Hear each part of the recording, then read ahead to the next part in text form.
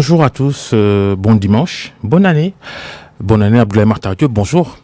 Bonjour Babacar, bonne année à vous également, à vos auditeurs, à la direction de votre télévision et radio.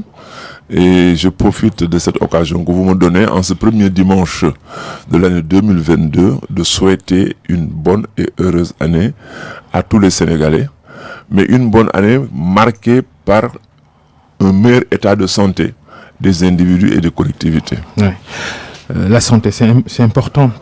Le Covid-19, il est toujours là, il rebondit avec le variant Omicron.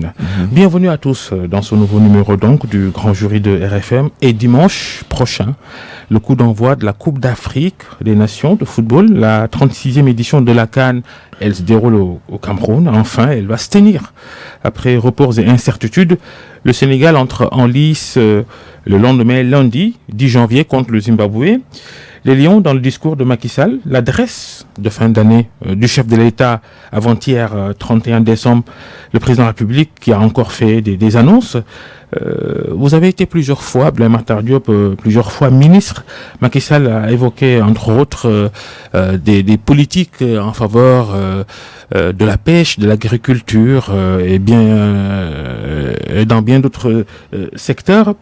Le problème avec les discours des présidents de la République au Sénégal et peut-être ailleurs est que les annonces qui y sont faites sont rarement suivies d'actes, pour ne pas dire jamais. Alors, moi, vous me donnez l'occasion de féliciter le président de la République pour ce discours à la nation et d'appeler les intellectuels à un devoir de mémoire pour cerner l'ensemble des politiques énoncées par l'État du Sénégal. Et je donne deux exemples récents qui me confirment dans ma conviction que les hommes politiques et les intellectuels sénégalais, pour la plupart, n'écoutent pas les communiqués des conseils des ministres. Sinon, la partie nomination. Relisez bien les deux derniers communiqués des deux derniers conseils des ministres. Le président parle de la situation sociale du pays. Le président parle des problèmes d'eau, d'électricité. Le président parle des problèmes de prix. Et tout ça, on l'oublie parce que dans un discours de 25 minutes d'hier soir, le président de la République, comme tous les autres chefs d'État, ne peuvent évoquer tous les problèmes et embrasser toutes les questions de l'heure. Pour le faire, il faut, comme le faisait le Parti socialiste, tenir des congrès ou des conseils nationaux sur les politiques publiques. Ainsi, le président a 5 heures de discours pour le faire. Macky Sall aussi, il tient souvent des conseils présidentiels et autres réunions du genre. Alors, quand vous faites la somme de tout ça, mais vous avez une idée claire de ce qu'il veut faire. On parle des actes après qui doivent suivre ces rencontres, ces réunions et les décisions annoncées. Alors, vous avez cité des cas précis. La pêche, l'agriculture, les infrastructures. Les transports. Les transports, les hydrocarbures. Mais tout ceci a trouvé des points d'application. Pour les infrastructures, je ne vais pas le répéter. Il a signé tous les ouvrages d'art, tous les ponts et ponceaux, les routes et les pistes, les autoroutes et les péages. Je ne reviens pas dessus. Pour l'agriculture, la motorisation de l'agriculture sénégalaise est en marche. Elle ne peut pas se faire du jour au lendemain.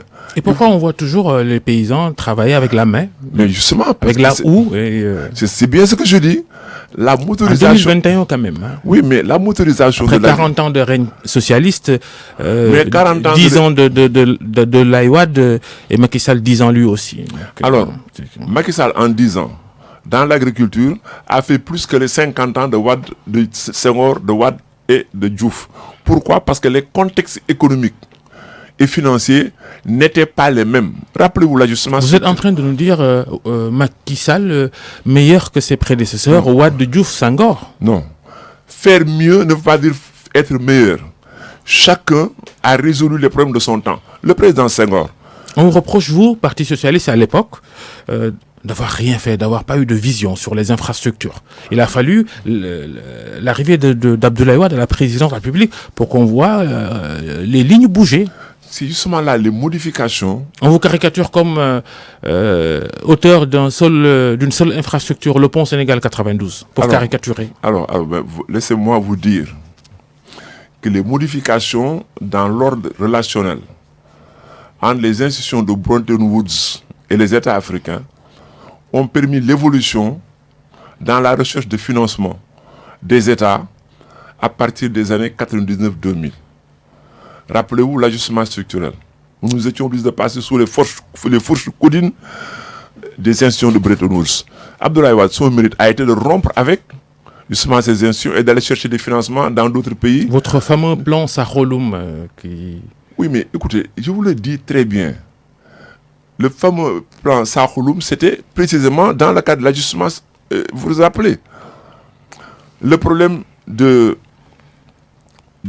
la grève, nous avions frôlé la grève générale avec la CNTS à cause du problème du rythme de travail. Et quelle grève ça a été... Non, en fait, je ne veux pas m'attarder. Ce n'est pas une comparaison. Dire que Macky est meilleur que Wade ou meilleur que Diouf ou Senghor, non. Je dis que Macky a fait mieux dans ces domaines précis que ses prédécesseurs. Mais Abdoulaye Wade, s'il n'avait pas fait l'autoroute à péage, aujourd'hui les gens seraient entretués entre Dakar et Rufisque. Est-ce qu'on peut lui nier ça? S'il n'avait pas fait la corniche, c'est pareil. S'il n'avait pas lancé AIDB, est-ce que Macky Sall aurait eu l'occasion de le terminer? Donc on ne peut pas tout nier dans ce que Wade a fait. Diouf n'avait pas les moyens financiers de faire tout ça. Diouf, quelle était sa priorité à l'époque? Wade même le caricaturer en disant M. Forage, Mme Moulin. Parce que les priorités qui sautaient aux yeux, c'était l'accès à l'eau dans le monde rural, c'était la facilitation des travaux des femmes. Oui, mais gros retard de Diouf sur les infrastructures. Mais précisément parce qu'il n'avait pas les moyens financiers, le contexte économique ne le permettant pas à l'époque. Je vous donne un exemple. Pourquoi Abdoulaye Wade il a réussi ça? Abdoulaye Wade a diversifié les partenariats du Sénégal, il est allé chercher des fonds dans le Golfe. Je vous donne un exemple parlant. Jusqu'en 2000, jamais les bailleurs de fonds qui contrôlaient les mouvements financiers, particulièrement les prêts, les aides et les subventions, n'acceptaient que nos pays construisent à l'époque des stades. Aujourd'hui, Macky Sall fait un stade de 100 milliards. Diouf ne pouvait pas le faire. Alors que Diouf avait l'ambition de créer une arène, il n'avait pas le moyen de le faire.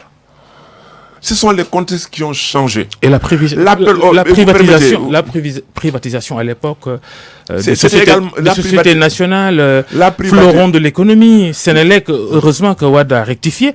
Heureusement, je ne sais pas. Sonatel, le coup était déjà parti. Grosse part à France Télécom. Tout ça, c'est... Oui, non, mais ça semble... Encore une fois, je ne discute pas. Je vous dis les raisons, les contraintes de l'époque. Qui a poussé l'État vers la privatisation? Mais c'est précisément les institutions internationales. Vous vous rappelez bien que j'étais le seul cadre, ancien ministre, membre du bureau politique du Parti Socialiste, à avoir combattu la privatisation de la SONES. Quand le projet de loi passait à l'Assemblée nationale, Mamadou Faye était le ministre de l'Hydraulique. Il est allé à l'Assemblée nationale, on a dit que le directeur général de la SONES, Abdoulaye Makhtar Diop, n'est pas venu. Feu le Premier ministre Habib Thiam me fait appeler par Feu Babacar Mbaye. J'ai dit je n'y vais pas parce que je suis contre la privatisation. Le contrat d'affermage à la SDE à l'époque. Oui, je m'étais opposé.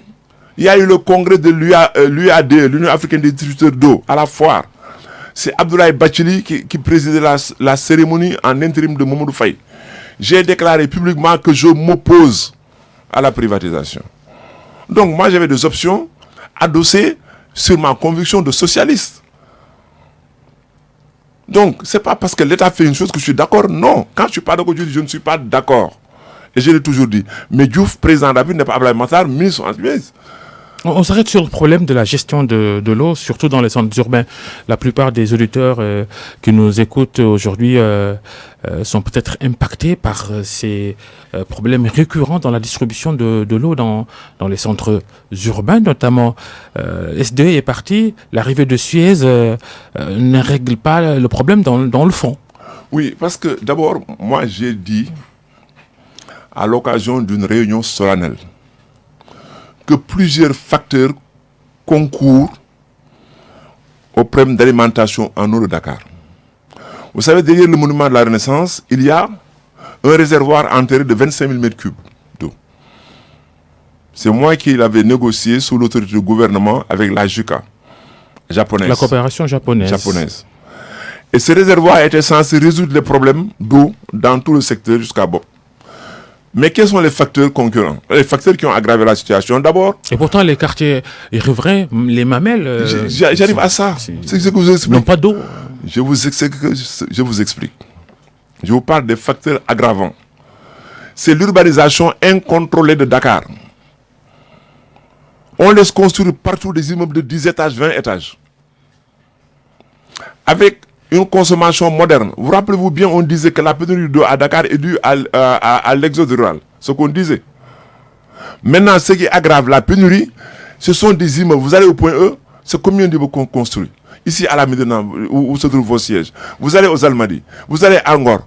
Mais le réseau ne peut pas, c'est ça la vérité. Moi, j'ai dit dans une réunion solennelle, il faut que l'État du Sénégal arrive à régler le problème de construction en hauteur, un peu comme à Washington. Qu'on dise aux gens, vous construisez des immeubles de 4 à 5 étages, ça s'arrête là. C'est ça le problème. Vous avez KMS 3, dans 10 ans, vous allez avoir KMS 4. Si on continue à ce rythme. Donc, ce n'est pas un problème de la SDE, de CNO simplement. C'est un problème de production, de transport et maintenant de distribution. Maintenant, le problème de CNO a été posé à l'Assemblée nationale. Des députés ont posé le problème de la cherté des factures. On posé le problème de la sincérité du comptage de l'eau à partir de leur horlogerie. Donc, tous ces problèmes, il faut les corriger. Puisqu'aujourd'hui, ils sont arrivés à réduire les pertes sur réseau. En réduisant les pertes sur réseau, vous protégez votre chiffre d'affaires. Alors, ce que l'on peut faire avec la CNO, vous avez parlé de la Sonatel, que c'est parti. Mais c'est parti, mais c'est pas trop tard de rattraper le tir. Parce que si l'État a pu entrer à 25 ou 24% 27, dans 27. Dans le capital de FH. Ah, la FH, oui. La renégociation, oui. Mais l'État peut augmenter sa part dans le capital. Je pensais que vous parliez de Sonatel. Oui, j'arrivais à ça. Donc, pourquoi l'État n'augmenterait pas sa participation en recapitalisant Sonatel et en enlevant une minute de blocage? La Sonatel n'est pas une société sénégalaise, c'est une société de droit sénégalais. Faut-il foncièrement, objectivement, aller à la renationalisation de Sonatel? Non, ça, je ne le crois pas. Mais moi, je crois qu'il faut que l'État augmente sa part dans le capital pour pouvoir infléchir les politiques à l'intérieur de ces sociétés. Le président de la République, lors du dernier conseil des ministres, a dit les présidents de conseil d'administration, les représentants des ministères de tutelle technique et financière dans les conseils d'administration doivent recevoir des mandats avant de voter pour des décisions stratégiques qui seront soumises à son approbation. N'est-ce pas? Mais si vous pouvez le faire pour certaines sociétés, et vous ne pouvez pas le faire pour la Sonatel, ou même pas pour la Senec, à quoi ça? Il faut continuer dans cette direction. On a négocié pendant 2 ans avec FH, il faut avec la Sonatel arriver à ça. C'est ça, c'est ma conviction propre. Donc, je reviens à la question que vous avez posée à travers le discours du président. Dans le secteur de la pêche, aujourd'hui, je le répète, ma conviction est qu'il faut aller vers la pêche semi-industrielle et ensuite la pêche industrielle pour les pêcheurs sénégalais. Les pirogues en fibre de verre ne peuvent pas résoudre le problème. Déjà Babacar, je vous dis, que c'est rejeté par la plupart, une bonne partie de... Oui, mais en fait, c'est-à-dire il faut que les registres soient motivés.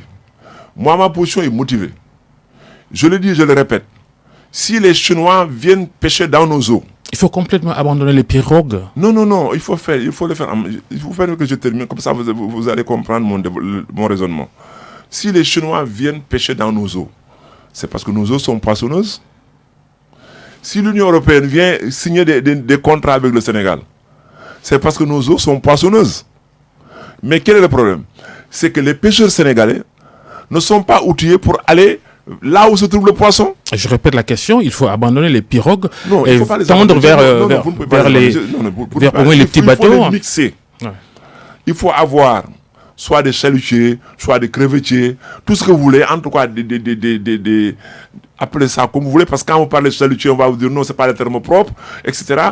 De gros bateaux motorisés avec les pirogues. Parce que les pirogues mais permettent... le pillage des ressources halieutiques, ce ne sont pas que les grands bateaux de pêche. Il y a une émergence sauvage des pirogues aussi. Non, écoutez, il ne faut pas tomber dans ce piège. Ouais. Parce que là où un piroguier pille pour 100 kilos de poissons, les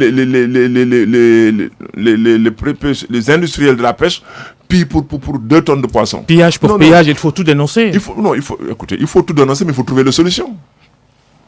Et je suis en train de donner les solutions, parce que moi, je ne reste pas dans la dénonciation. J'ai dit il faut mixer, parce que les pirogues, il y a une pêche artisanale qui va continuer. Mais il faut aider les Sénégalais à être suffisamment outillés. Parce que quand un pêcheur de Thiaroye, un pêcheur de Bargny ou de Mbour peut prendre sa pirogue, mettre 600 000 francs de gasoil pour aller à Barcelone ou à Las Palmas, si vous lui donnez un chalutier, il peut aller là où se trouvent les poissons nobles. Hein? C'est ça qu'il faut faire pour aider les pêcheurs. Dans le domaine de l'agriculture, on a parlé de la motorisation. Dans le domaine des infrastructures, c'est incontestable que le Sénégal est en train d'avancer. C'est incontestable. Il y a en tout cas de vastes chantiers qui attendent le gouvernement actuel ou à venir. On attend la fin des élections territoriales pour voir, et avec un Premier ministre en fonction restauré par Macky Sall, justement Abdoulaye Makhtar Diop, avec votre grosse expérience de membre du gouvernement du Sénégal, quel Premier ministre pour Macky Sall pour la réalisation des politiques qu'il brandit, qu'il déclame? D'abord, je tiens à dire que la restauration du poste de Premier ministre et la nomination d'un Premier ministre seront simplement des outils pour exécuter la politique définie par le président de la République. On ne peut pas sortir du cadre constitutionnel. Mais pour que cette restauration et cette domination génèrent de l'efficacité, il faut déconcentrer les pouvoirs de l'État pour fluidifier les procédures. Les gouverneurs dans les régions, je l'avais dit quand on supprime le poste de Premier ministre, tant que les gouverneurs, autorités, on a beaucoup fait dans la décentralisation, mais c'est dans la déconcentration que le président de la République, en nommant Premier ministre, doit vraiment mettre le pied sur l'accélérateur. Je vous donne un exemple. À partir du Covid, est-ce que vous trouvez raisonnable que ce soit le ministre de l'Intérieur qui continue par arrêter à dire qu'on porte le masque partout au Sénégal? Est-ce qu'un gouverneur ne peut pas le faire dans sa région? Je pense que dans le cadre de cet état d'exception, alors avec les pouvoirs qui ont été conférés entièrement au président de la République, oui, les gouverneurs avaient l'attitude de prendre des décisions. Mais c'est une belle expérience alors. Mais exactement, c'est ça que je dis. Mais quand ça s'est passé, je l'ai dit sur toutes les radios. Je dis voilà la preuve que les gouverneurs mis dans de bonnes conditions peuvent parfaitement aider à gérer à leur niveau des problèmes administratifs et techniques de tous ordres. Mais cette déconcentration doit être accompagnée de la déconcentration des ministères clés. Je sais que le ministère de l'Emploi est en train de le faire.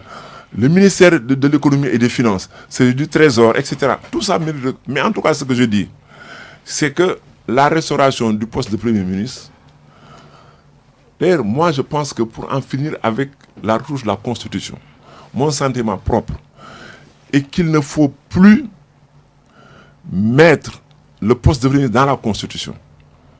Il faut, dans les pouvoirs du président de la République, dans la Constitution, dire simplement que le président a la faculté de créer ou de ne pas créer un poste de Premier ministre. On est tranquille, on ne touche plus à la Constitution. Le président... Comme ça, on n'aura plus besoin d'aller tout le temps à l'Assemblée nationale pour réformer. La Constitution. Le président crée combien de ministères comme il veut. Il peut créer 40 ministères. Il peut en créer 25. Il peut avoir 50 conseillers. Ça ne dérange personne. Pourquoi aller à l'Assemblée modifier la Constitution pour un poste de Premier ministre alors que nous ne sommes pas dans un régime parlementaire? Mais autant modifier la Constitution dans les pouvoirs du président de la République, dire le président du Sénégal a la faculté d'instaurer ou de ne pas instaurer un poste de Premier ministre. Ou dire le président peut nommer Moudir. Ce n'est pas la peine.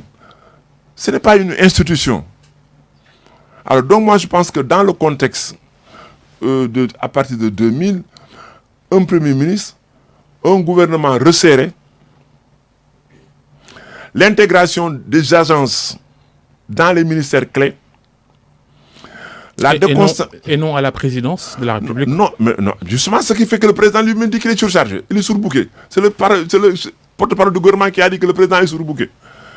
Parce que les agents, quand on dit que le budget du gouvernement, de la présidence est gonflé, c'est justement parce qu'il y a le budget des agences qui y sont. Il faut les sortir de là. L'agenciation pose plusieurs problèmes. C'est le problème de la cohérence de l'action du gouvernement, c'est le problème de l'autorité des ministres, c'est le problème de l'efficacité de l'action gouvernementale. Et moi, je pense qu'il faut avoir des directions générales très fortes, des agences costauds rattachées à des ministères qui, quand vous lisez dans la presse, oui, tel directeur général tient tête à son ministre, mais comment voulez-vous que la République marche? Donc moi, je crois que la restauration du poste de Premier ministre doit être accompagnée d'une répartition des services de l'État et d'une réorganisation de l'administration. Resserrer le gouvernement, vous dites? Absolument, aussi. Absolument, je le dis. Ouais. J'évoquais tout à l'heure, en début d'émission, la 10e année de présidence de Macky Sall. Pour vous, Abdoulaye Makhtar Diop, Macky Sall, il allait à son deuxième ou second mandat? Non, le problème, j'ai dit à un ami avant-hier, en France, les élections présidentielles, c'est dans 4 mois, au mois d'avril. À ce jour, Emmanuel Macron n'a pas déclaré sa candidature et ça n'intéresse personne. Pourquoi veut-on faire injonction au président de la République de déclarer ou de ne pas déclarer une candidature en 2022 pour mettre le pays sous une pression politique sans fin? Le propos, c'est plutôt, en a-t-il le droit? Mais répondre à cette question, c'est justement arriver à la situation que je viens de déplorer. Il faut qu'on attende.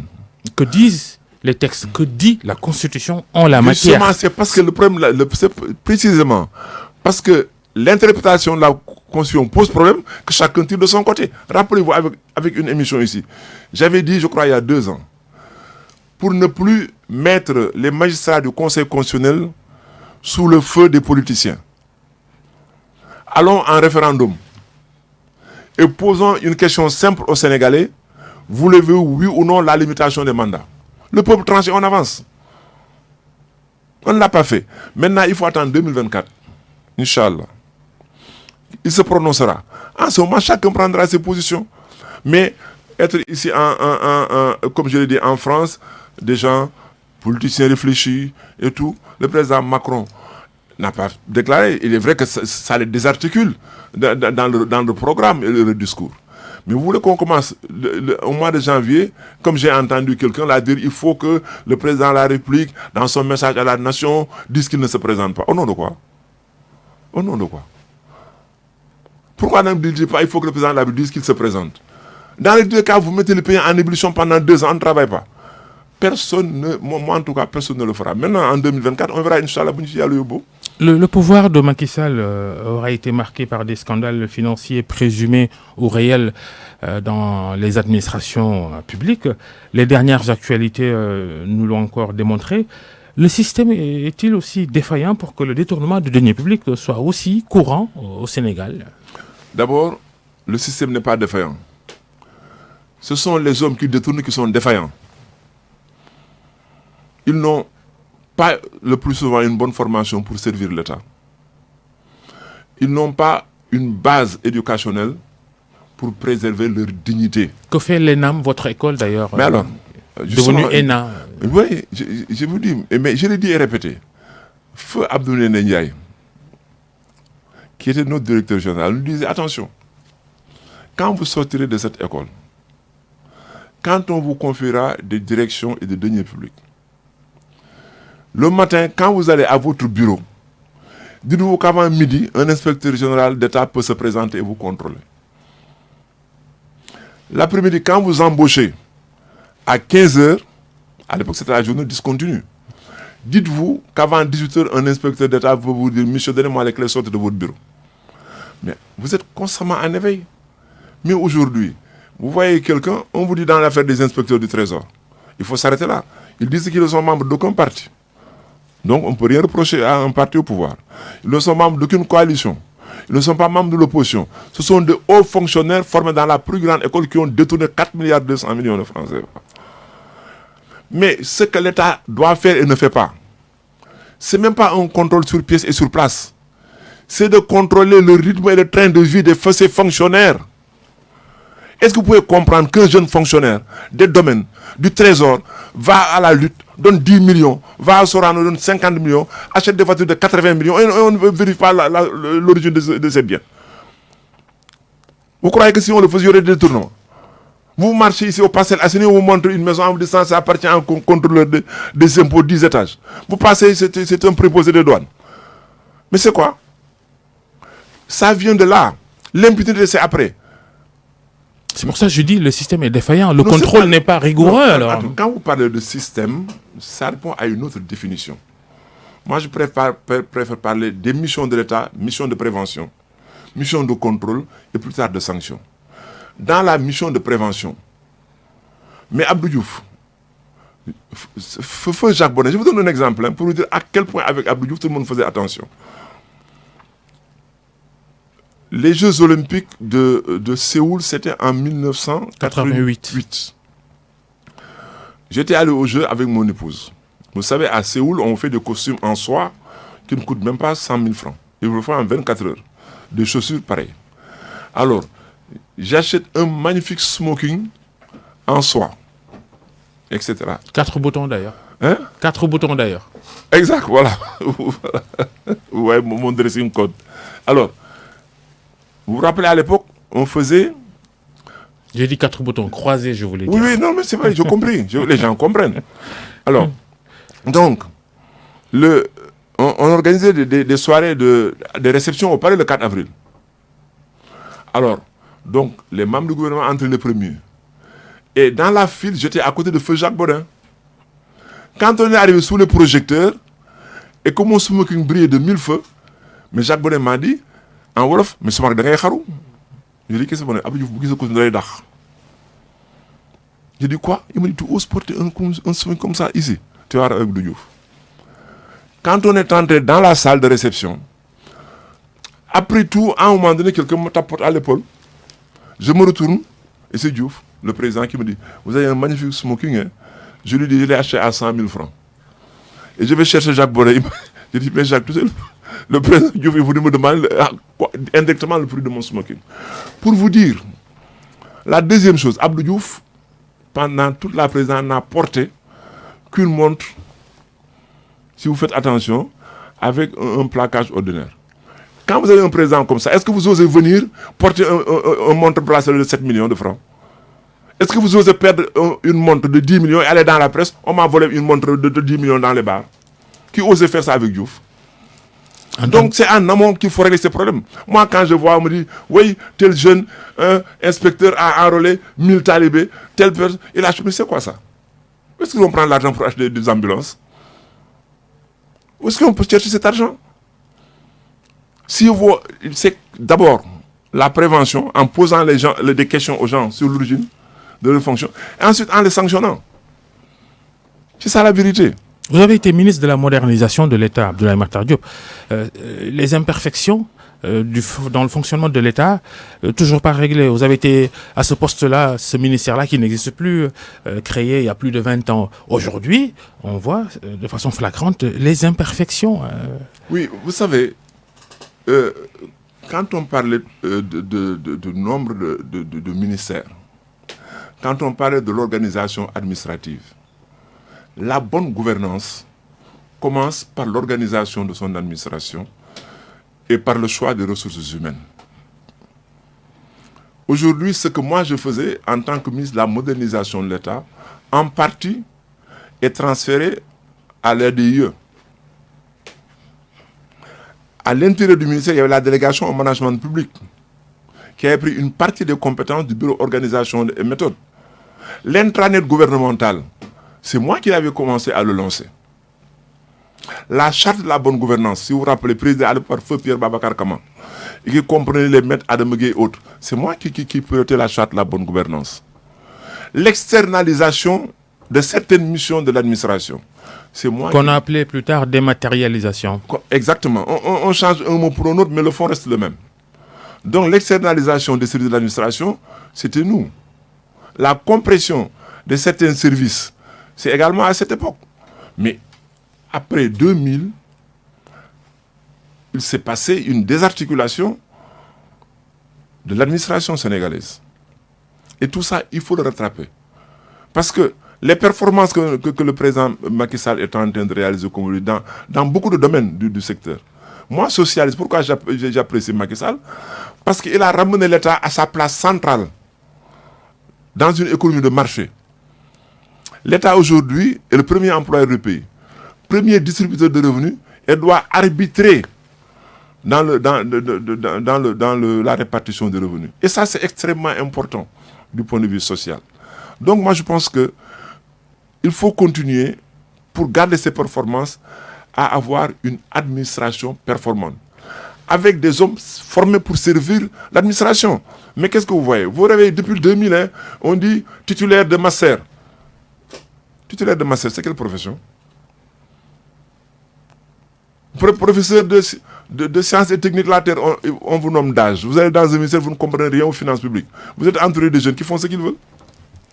C'est ça la vérité. Si vous voulez être d'âge, il faut être administrateur civil. Il faut être inspecteur du trésor. Il faut sortir de régie financière. Mais un professeur de journalisme ne peut pas être d'âge d'un ministère. C'est ça la vérité. Vous allez déposer de caser où vous voulez, mais les régies financières, la gestion des... les gens sont formés pour ça. Y a-t-il assez de ressources humaines de qualité pour aller à ces postes-là? Est-ce qu'il n'y a pas de problème? Non, mais pénurie de profils, entre guillemets. Il y en a assez. Regardez dans la magistrature le nombre de magistrats qu'on a recrutés. Regardez à l'ENAM combien d'administrateurs civils, d'inspecteurs de douane sortent. On ne me dira jamais qu'il n'y a pas assez d'administrateurs civils, d'agents de régie du trésor capables de gérer les services administratifs de 34 ministères. La politisation de ces fonctions-là aussi est un blocage. Mais exactement. Mais ça dit que c'est ça qui n'est pas une excuse. Un président de la République peut, en dehors de l'administration, caser tout ce qu'il veut politiquement. Ça ne pose pas de problème. Le président n'est pas limité dans le nombre de conseils techniques. Il n'est pas limité dans le nombre de charges de mission. Il n'est pas limité dans le nombre de ses... Mais où est-ce que vous avez vu dans le texte du Sénégal le poste d'envoyé spécial? On l'a créé, ça ne dérange personne. C'est Wade qui a créé ici le poste de directeur de cabinet politique. Ça ne dérange personne. N'est-ce pas? Ça, c'est des postes politiques. Le président peut avoir 5 envoyés spéciaux. C'est lui qui sait. Ça ne dérange personne. Mais aujourd'hui, ce sont les tenanciers des administrations publiques qui se lancent en politique. Et ça va dans tous les sens aussi, non, à partir de cela. Non, Babacar, c'est-à-dire que moi, c'est un peu...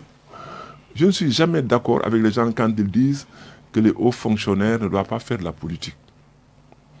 C'est-à-dire que ce que l'on doit éviter, c'est que le militantisme politique prenne le pas sur la compétence.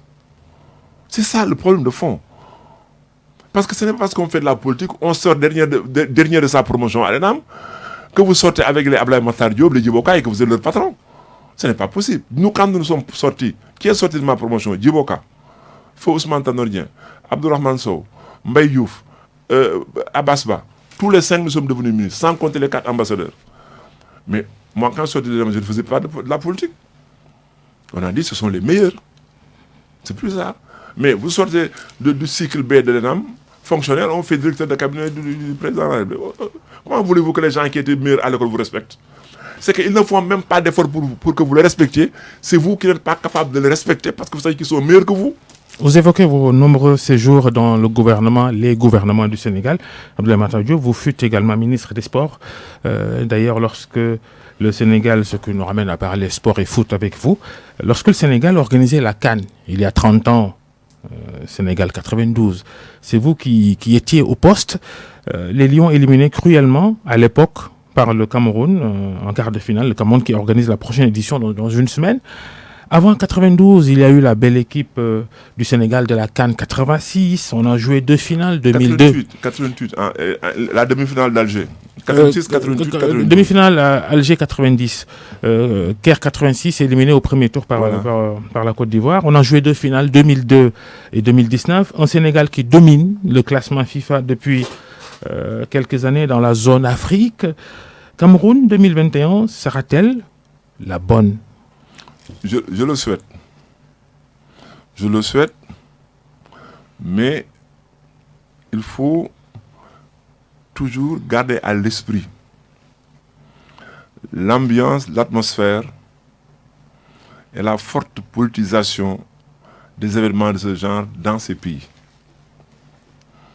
Jusqu'où le fair play va-t-il être respecté? C'est la grande question. Vous avez été membre du comité d'éthique de la FIFA. Dites-nous. Oui, moi j'ai été membre du comité d'éthique de la FIFA. J'ai été membre de la chambre de jugement de la FIFA. J'ai fait partie de ceux qui ont jugé Blatter, Platini, Beckenbauer et Bin Amin. Je ne l'ai jamais crié sur le toit. Mais à ce niveau, on a eu à sanctionner la corruption dans le sport. On a eu à sanctionner l'intrusion de la religion dans le sport. On a eu à sanctionner les paris sportifs. On a eu à sanctionner les matchs truqués. Est-ce que la CAF s'est outillée pour combattre ces phénomènes? C'est la grande question. Ah. On peut avoir une très bonne équipe, comme le Sénégal en a aujourd'hui. On est parmi les meilleurs, on n'est pas les meilleurs parce que le classement de la FIFA n'est pas un classement fiable. Il faut le dire. Et pourquoi? Mais deux exemples. L'Algérie gagne la Coupe d'Afrique. Aligne 35 matchs de suite sans défaite. Gagne la Coupe arabe et n'est même pas quatrième ou je sais pas, parmi les 4 premiers. Parce qu'on vous dit un match nul vaut plus qu'une, etc. Les critères. La Belgique n'a jamais gagné la Coupe d'Afrique, la Coupe d'Europe. Aucune équipe belge n'a gagné la Coupe de la Ligue des Champions. Hein? La Ligue des Champions. La Belgique est première du classement de la FIFA. Depuis très longtemps. Depuis longtemps. Et nous, on s'est toujours posé la question, comment vous faites vos classements? Donc il ne faut pas que les sportifs sénégalais et les supporters sénégalais se laissent leurrer par ce classement. Il faut que les joueurs-là se battent. Parce que, je vous le dis, moi j'ai confiance en Cissé. Pendant qu'on le critiquait... Et le Cissé, le sélectionneur. Pendant qu'on le critiquait, au moment le plus dur, j'ai dit, qu'est-ce que vous voulez? Un entraîneur qui gagne, qui se qualifie, il gagne, il se qualifie. Comment ça ne nous intéresse pas? On a vu l'Allemagne gagner la Coupe du Monde sur un penalty flagrant qu'on a refusé à la France. 40 ans après, on a oublié comment la France a gagné. Quand on fait l'Allemagne, on fait le palmarès, l'Allemagne a gagné la Coupe du Monde. Gagner ne cherche pas à comprendre comment on gagne, gagner. Mais je vous le dis, moi, ma préoccupation, c'est l'atmosphère des compétitions internationales. Pour parler encore gouvernance, le budget de plus de 5 milliards de francs CFA dégagé par le gouvernement sénégalais pour la participation de l'équipe nationale de football à cette CAN, est-ce que ce budget vous semble correct? Plus de 5 milliards. Plus de 5 milliards de francs CFA. Mais on peut gagner la Coupe d'Afrique avec moins de 5 milliards. Comme on peut la gagner avec 5 milliards et plus de 5 milliards. Parce qu'en vérité, le budget d'une compétition de ce type est connu. Si maintenant le gouvernement veut y ajouter des surplus, parce que le budget normal d'une compétition, c'est quoi? C'est le transport aller. Le transport retour est pris en charge par la CAF. C'est les primes des joueurs, les frais d'hôtel, etc. On le connaît. Maintenant, quand on vous dit on va jusqu'à 5 milliards, on est généreux, optimiste, on dit les primes du premier tour à la finale, ça nous mène à 3 milliards et demi. Si on gagne la coupe, on aura dépensé 5 milliards. Si on ne gagne pas la coupe, je ne sais pas, on n'aura pas dépensé 5 milliards. Donc, ce n'est pas l'argent qui fait gagner. Aujourd'hui, les joueurs sénégalais, en d'autres circonstances, peuvent se passer des primes. Quand un joueur sénégalais gagne 360 millions par semaine, ou 200 millions par semaine, il peut bien se passer de 30 millions. Hein? Donc, la prime, c'est quasiment un droit. Mais je continue à le dire, il ne faut pas qu'on entraîne l'opinion sénégalaise dans ces considérations. Vous rappelez l'équipe de Danemark avait gagné la Coupe d'Europe alors qu'elle avait été repêchée. En 92. Vous vous rappelez? Elle avait été repêchée. Oui. Elle est venue gagner la Coupe d'Europe. Parce que la Yougoslavie a été disqualifiée avec la dislocation de cette nation. Vous vous rappelez? C'est l'équipe des gens qui étaient déjà en vacances qui est venue gagner la Coupe d'Europe. Le Portugal. Quand le Portugal gagnait la Coupe d'Europe, qui misait sur le Portugal? En France, en finale contre la France. Vous vous rappelez l'équipe la Grèce de l'Afrique australe là, qui a battu la Côte d'Ivoire en finale là. Pas la Zambie. Hein? La Zambie. La Zambie n'avait même pas payé des primes aux joueurs. Donc, il ne faut pas qu'on mette l'argent en avant. Bon, on va vous parler de Diom, tous les jours on de Diom, de tous les pays. Ce qu'il faut faire, c'est que la Coupe d'Afrique, c'est une affaire personnelle du joueur, c'est une affaire personnelle de l'entraîneur. Ce sont eux qui voient leur valeur marchande augmenter. Mais c'est un prestige pour le pays organisateur, ce qui pousse l'État à y mettre les sous. Cette CAN et les incertitudes qui ont plané sur sa tenue, la pandémie de Covid-19, les clubs européens qui voulaient s'engouffrer dans cette brèche-là et qui ont voulu empêcher leurs joueurs africains de rejoindre leur sélection. Oui, mais vraiment, je m'excuse auprès des dirigeants africains. Mais pour la plupart, c'est une grande déception. La Coupe d'Europe des Nations s'est jouée en pleine pandémie du Covid. La finale à Wembley, dans le pays européen le plus infecté, s'est jouée dans un stade archi plein. Pourquoi poser le problème du Covid dans les matchs de football? Demain, lundi, je crois lundi, mardi, il y a des matchs de championnat anglais qui vont se jouer. Oui. La Ligue 1 en France commence aujourd'hui dimanche. Mais justement, la FIFA et la CAF ont autorisé les clubs à garder leurs joueurs jusqu'au 3 janvier, jusqu'à demain, lundi. Appelé Victor 6, c'est le secrétaire général, je crois, de la Fédération sénégalaise de football. Je l'ai appelé il y a 4 jours, après avoir appelé Mbaye Jacques Diop, en lui disant, je n'ai plus un souvenir exact de la date à laquelle la FIFA avait pris une décision. Je crois que c'était sous forme de circulaire ou de note, obligeant les clubs européens qui utilisent, qui emploient, c'est le mot c'est ça, qui emploient les joueurs africains à les libérer X jours avant l'organisation de compétition de la FIFA. Je dis pourquoi il y a un débat? Sortez cette note. Il n'y a rien à négocier. Pourquoi ils gardent nos jours jusqu'au 3 janvier? C'est parce que précisément, il y a des choses incompréhensibles entre les membres de la CAF et la FIFA. Mais justement, la Confédération africaine de football, les nombreuses immixtions de la FIFA et de son président Gianni Infantino dans les affaires de la CAF, quand c'est Infantino lui-même qui trouve et organise le consensus entre les différents candidats à la présidence de la CAF, dont Augustin Senghor lors de la dernière Assemblée générale de l'instance, on n'imagine pas Infantino aller faire ça à l'UEFA ou au CONMEBOL. Hein. Mais il n'ose pas. Il n'ose le faire ni au CONMEBOL. Il n'ose pas le faire à la FIFA, il n'ose pas le faire à l'ASN, il n'ose pas. La FIFA interdit à nos gouvernements de se mêler de sport. Et lui, il s'autorise à entrer dans les palais des présidents africains pour régler les problèmes des fédérations. Au nom de quoi? Parce que ceux pour qui ils règlent les problèmes, ils trouvent leur compte. Mais vous savez, moi, depuis longtemps, je m'interdis de parler de la vie, parce que c'est décevant. Tout le monde est en train de pleurer Issa Hayatou. Parce que, qu'on le veuille ou non, c'était un homme, une forte personnalité, qui n'a jamais accepté certaines choses. Mais est-ce qu'il ose aller à l'UEFA faire on va faire un consensus pour élire le prochain président? Est-ce qu'il ose le faire? Il n'ose pas le faire. Est-ce qu'il ose aller sur le continent américain comme vous dites? Il n'ose pas le faire. Il n'y a qu'en Afrique, il va avoir les chefs d'État, on va faire des consensus, on va faire des... Il faut qu'on arrête ce problème de consensus, aussi bien à la CAF que dans la Fédération sénégalaise. Mais Augustin Senghor n'aurait pas dû accepter ce deal. Il ne devait pas accepter. Pourquoi? D'abord, il avait la majorité acquise. Le football amateur est avec lui. La plupart des professionnels étaient avec lui. Mais aller en compétition avec les jeunes, vous gagnez, vous êtes président, pourquoi vous allez en consensus? Pourquoi vous allez en consensus? Je parlais de sa candidature à la CAF. Il n'avait pas besoin d'entrer dans le deal de Infantino pour... Non, parce que ce qui est sûr, c'est que c'est Infantino, parce que les présidents de fédération, mais ils suivent à la lettre les instructions de leur chef d'État. Si le ministre des Sports ne dit pas au président de la République, voilà comment ça fonctionne, mais Macky Sall n'est pas censé connaître le texte de la FIFA. C'est comme la constitution qu'on vient de voter.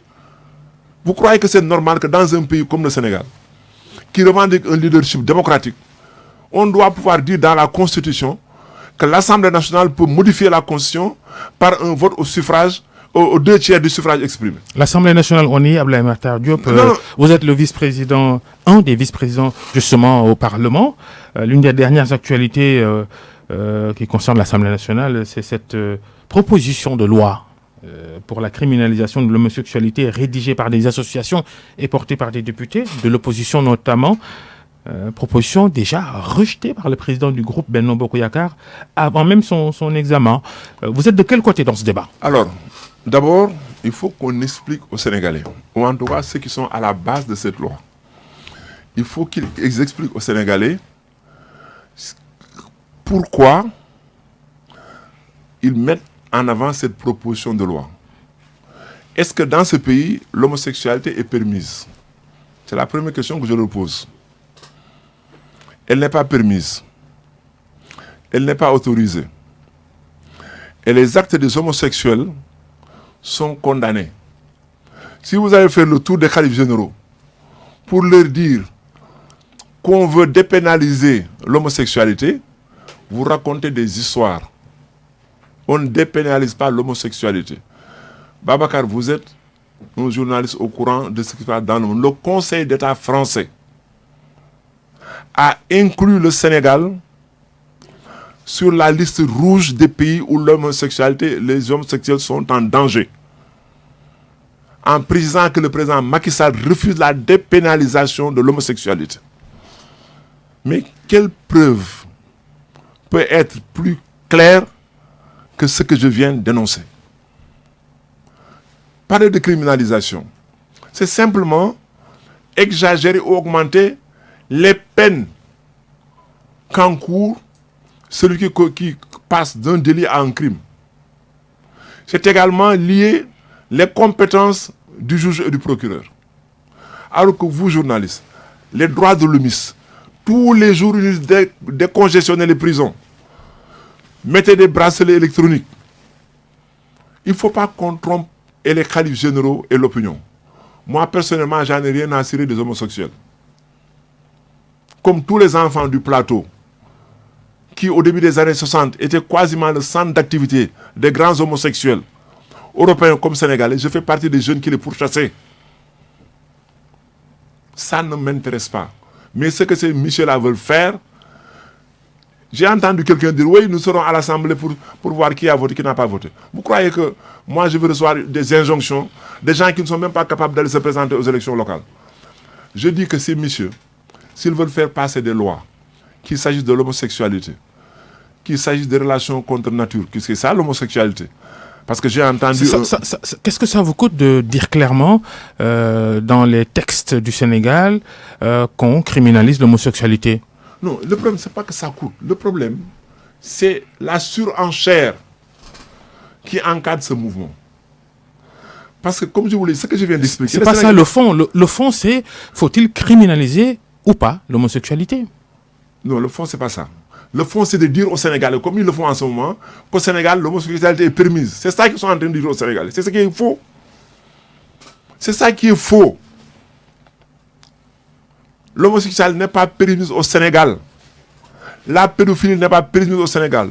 Le lesbianisme n'est pas permis au Sénégal. La nécrophilie n'est pas permise au Sénégal. La zoophilie n'est pas permise au Sénégal.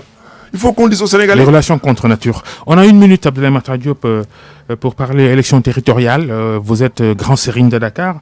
Abdoulaye Diouf Sarr, le ministre de la Santé, il est le candidat de votre coalition Benno Bokk Yakaar à la ville de Dakar. Diouf Sarr est-il vraiment votre candidat personnellement? On a évoqué un moment votre préférence pour Barthélémy Diaz, le candidat de la coalition de l'opposition dénommé Yewwi Askan Wi.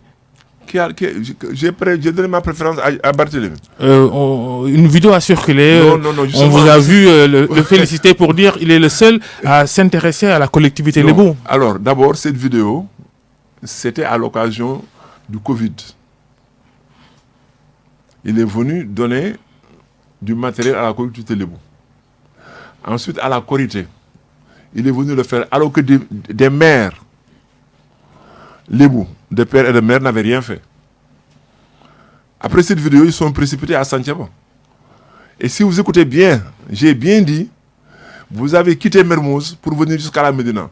Donc je dirais à nos gens qui sont à Mermoz ce que vous avez fait pour eux, le moment venu. C'était une consigne. Vous voulez, si vous voulez, mais c'est pour Mermoz. Et votre candidat pour Dakar? C'est Abdoulaye Diouf Sarr. C'est clair. Merci Abdoulaye Matar Diop. Voilà. Merci d'être passé devant le grand jury de RFM, ancien ministre, député et vice-président à l'Assemblée nationale pour cette législature. Grand Serigne de Dakar. Merci à tous. Encore une fois, bonne année, bonne fin de week-end. Merci à Aya et Abdou qui était à la régie. Restez avec nous, les programmes continuent.